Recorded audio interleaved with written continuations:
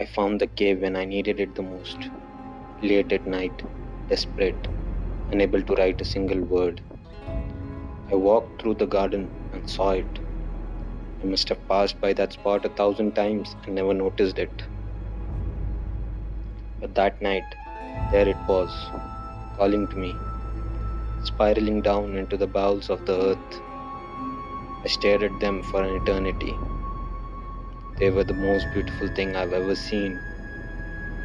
I knew I had to take one of them with me. I just knew. I killed it. I killed that fantastic, wondrous thing. Its blood dripped onto my blank pages and words began to emerge. That book came out soon after. Critics were happy, readers were happy, my publisher was happy. Only I wasn't happy. And I knew that soon, very soon, I will have to go back to the cave. The signal just appeared one night, bursting out of every electronic device, even from the ones that haven't been turned on in years. It would never stop again.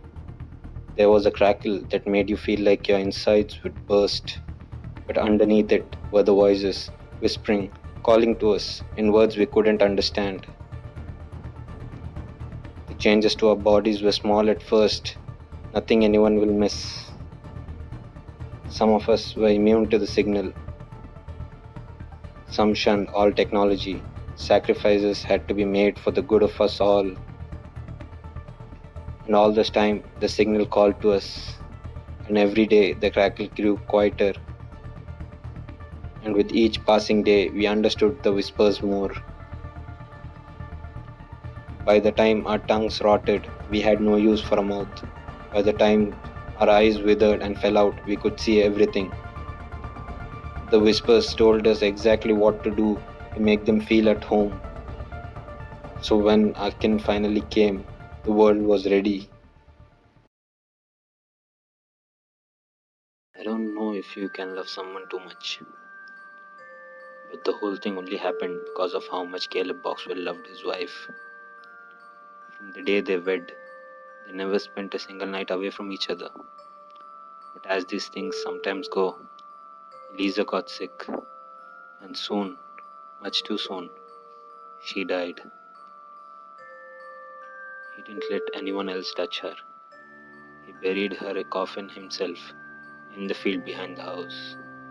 For years, Caleb was inconsolable, but eventually, he remarried.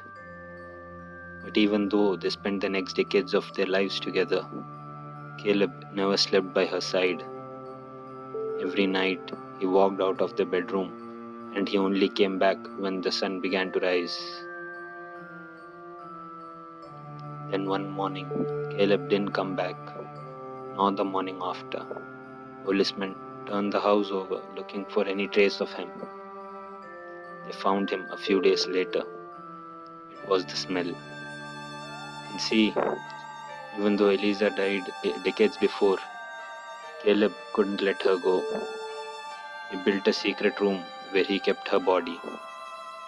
Every night, he would slip into her bed, spending the night beside her.